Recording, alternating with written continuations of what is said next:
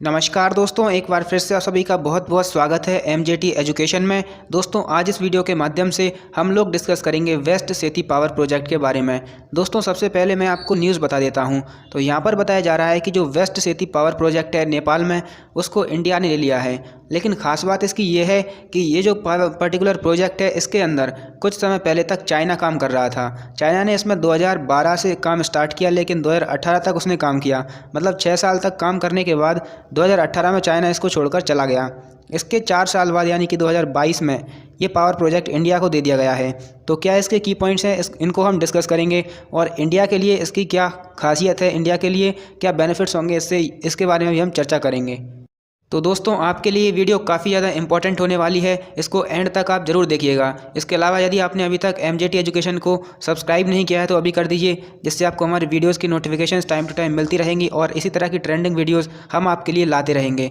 दोस्तों, इसके अलावा यदि आप ग्रुप डी की तैयारी कर रहे हैं तो एमजेटी एजुकेशन आपके लिए लाया है जीएस और साइंस के कंप्लीट बैचेस। यहाँ पर आपको करंट अफेयर्स ही पढ़ाए जाएंगे मात्र 399 रुपये में। तो देर बिल्कुल मत कीजिए, जल्दी से जाइए, हमारे ऐप को डाउनलोड कीजिए और इस बैच को आप ज्वाइन कर सकते हैं। यहाँ पर आपको टॉपिक वाइज क्लासेस मिलेंगी और वीडियोस के डिटेल्ड पीडीएफ भी मिलेंगे, साथ में आपको प्रैक्टिस भी करवाई जाएगी। इसके अलावा आपको स्ट्रैटेजी भी इसमें बताई जाएगी, किस तरह से आप अपनी प्रिपरेशन को और बेहतर बना सकते हैं। तो अभी जाइए और ज्वाइन कीजिए इन बैचेस को। तो चलिए दोस्तों, सबसे पहले मैं आपको ये लोकेशन बता देता हूँ कि वेस्ट सेती डैम जो है वो कहाँ पर है। तो यहाँ पर आप नेपाल का मैप देख पा रहे होंगे। यहाँ पर नेपाल की कैपिटल है काठमांडू। इसके ऊपर जो ये रिवर है, यहाँ पर आपको देखने को मिलेगा जो वेस्ट सेती डैम बनाया जा रहा है उसकी लोकेशन। और जो सेती रिवर है, ये करनाली रिवर की एक ट्रिब्यूटरी है। तो करनाली रिवर इस तरह से जाती है, इसका मार्ग है और यहाँ पर इसकी ट्रिब्यूटरी है जिसका नाम है सेती रिवर। इसी रिवर पर ये पर्टिकुलर डैम बनाने की प्रक्रिया स्टार्ट करी गई है। तो और डिटेल में मैं आपको बताऊं तो दोस्तों, जैसा कि मैंने आपको वीडियो के स्टार्ट में बताया कि ये जो पर्टिकुलर पावर प्रोजेक्ट है, इस पर कुछ समय पहले तक चाइना काम कर रहा था। चाइना ने 2012 से लेकर 2018 तक इस पर काम किया और 18 में चाइना इसको छोड़कर चला गया, जिसके बाद से ये प्रोजेक्ट इंडिया को देने की बात करी जा रही थी।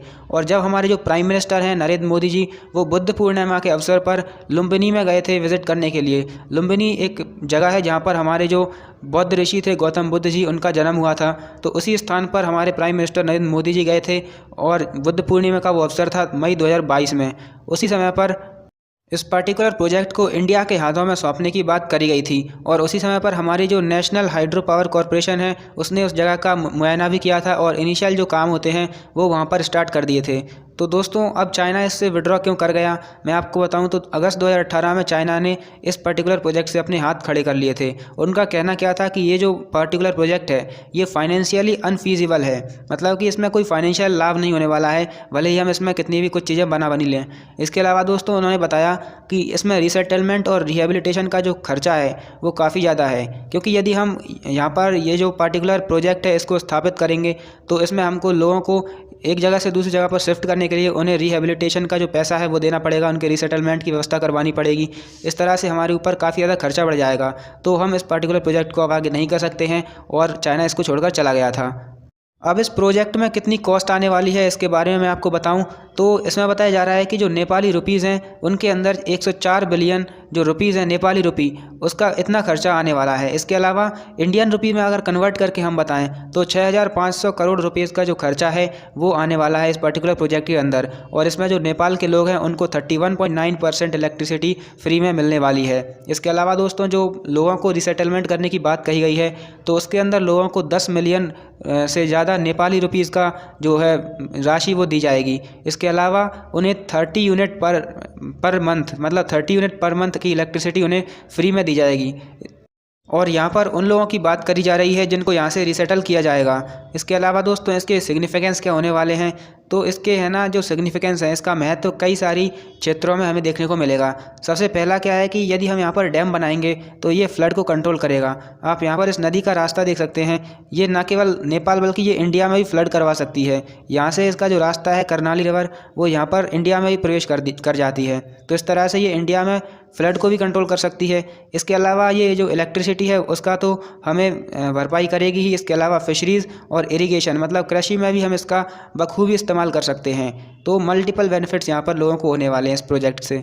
इसके अलावा इंडिया और नेपाल के पावर रिलेशंस के बारे में बात करें तो दोस्तों जो नेपाल है उसके पास रिसोर्सेज तो काफ़ी ज़्यादा हैं, मतलब वो इलेक्ट्रिसिटी बहुत ज़्यादा जनरेट कर सकती हैं, लेकिन उनके पास ये जनरेट करने की जो व्यवस्था है वो नहीं है। मतलब लगभग 6000 रिवर्स नेपाल के पास हैं, छोटी बड़ी सभी रिवर को काउंट करके अगर मैं बताऊं तो 6000 रिवर्स हैं, और नेपाल इससे 83,000 मेगावाट की जो बिजली है वो बना सकती है। इतना उनके पास पोटेंशियल है, लेकिन वो केवल 900 मेगावाट की जो पावर है केवल उसी को जनरेट कर पाती हैं। और तब भी करेंटली ये इंडिया को 364 मेगावाट की जो पावर है वो सप्लाई करती हैं। तो इंडिया अभी भी नेपाल से इसको इंपोर्ट करवाता है। यदि हम इसको कंप्लीट कर देते हैं तो इसमें 750 मेगावाट की जो पावर है वो और जनरेट हो जाएगी, जिससे हमें भी काफ़ी सहूलियत होगी बिजली को वहाँ से इंपोर्ट करवाने में। तो इस बारे में इंडिया ने नेपाल को कई बार सूचित भी किया है, कई बार संपर्क करने की कोशिश करी, लेकिन नेपाल को ये हमेशा ये शंका बनी रहती है कि यदि इंडिया इस प्रोजेक्ट को टाइम पर कंप्लीट कर पाएगा या नहीं। तो इस तरह से कई सारे और प्रोजेक्ट्स भी नेपाल और इंडिया के बीच में साइन हुए, लेकिन अभी तक उनमें ज़्यादातर प्रोग्रेस नहीं देखने को मिली है। एक सबसे बड़ा जो प्रोजेक्ट है वो है महाकाली ट्रीटी हुई थी 1996 में। इसमें 6480 मेगावाट की जो बिजली है, जो पावर है, उसको जनरेट करने की बात करी गई थी, लेकिन अभी भी उस पर डिटेल्ड प्रोजेक्ट रिपोर्ट प्रस्तुत नहीं करी गई है। इसके अलावा अपर करनाली प्रोजेक्ट, जो करनाली रिवर मैंने आपको बताई, उस पर भी एक प्रोजेक्ट इंडिया और नेपाल के बीच में साइन किया गया था, लेकिन उसमें भी अभी तक कई सारे वर्ष बीत चुके हैं, लेकिन अभी तक कोई प्रोग्रेस देखने को नहीं मिली है। तो अब यदि बात करें इंडिया और नेपाल के ट्रेड एंड इकोनॉमिक टाइज़ की, तो दोस्तों इंडिया और नेपाल के बीच में जो ट्रेड है वो 2019-20 फाइनेंशियल ईयर के अंदर $7 बिलियन से भी ज़्यादा का था, और इंडिया नेपाल का सबसे बड़ा ट्रेडिंग पार्टनर है। नेपाल इंडिया का 11th लार्जेस्ट एक्सपोर्ट डेस्टिनेशन है, मतलब इंडिया अपना जो एक्सपोर्ट करता है उसमें सबसे जो ज़्यादा एक्सपोर्ट करता है उसमें 11वें नंबर पर नेपाल का नाम आता है। दोस्तों फाइनेंशियल ईयर 2021-22 में इंडिया और नेपाल के बीच में जो ट्रेड हुआ था वो इस तरह से था कि इंडिया के द्वारा जो एक्सपोर्ट किया गया था, मतलब इंडिया के एक्सपोर्ट का तो 2.34% था, लेकिन नेपाल ने जो इंपोर्ट करवाया था, नेपाल की जीडीपी का 22% था जितना इंडिया ने एक्सपोर्ट किया था नेपाल को। तो इस तरह से इंडिया और नेपाल के जो इकोनॉमिक टाइज़ हैं वो काफ़ी ज़्यादा सुदृढ़ यहाँ पर दिखाई देते हैं। इसके अलावा इनके बीच में जो डिफेंस में भी एक अच्छी एक्सरसाइज होती है, जैसे हम कहते हैं एक्सरसाइज सूर्य किरण। तो यदि थोड़ा सा डीपली इसके बारे में हम देखें तो ये एक बाई एनुअल एक्सरसाइज है, मतलब ये 2 साल में एक बार होती है। 2019 में इसका 14वां एडिशन हुआ था, सल्ज हिंद नाम की जो जगह है नेपाल में उसमें, लेकिन 15th एडिशन इंडिया में हुआ था, और इंडिया में जो इसका एडिशन हुआ था वो उत्तराखंड के पिथौरागढ़ नाम की जगह पर हुआ था।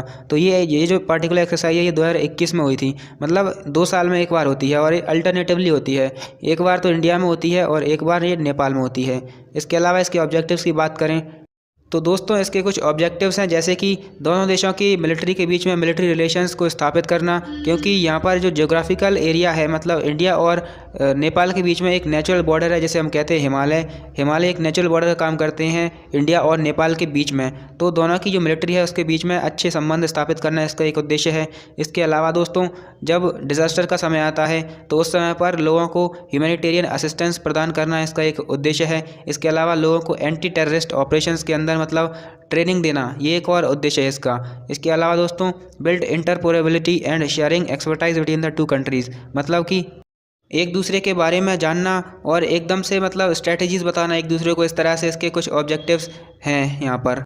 तो इस तरह से ये सारी चीज़ें हैं इंडिया और नेपाल के रिलेशंस के बारे में। तो दोस्तों उम्मीद है वीडियो आपको समझ में आई होगी। हम इसको यहीं पर एंड करने वाले हैं। वीडियो में आपको कुछ भी यदि डाउटफुल लगता है तो आप कमेंट करके बता सकते हैं। यहाँ पर मैं आपसे एक क्वेश्चन पूछना चाहता हूँ कि एक एक्सरसाइज है जिसका नाम है संप्रति एक्सरसाइज किन 2 देशों के बीच में होती है, आपको कमेंट करके बताना है, तभी हम ये समझेंगे कि आपने वीडियो को अंत तक देखा और बहुत ही केयरफुली देखा है।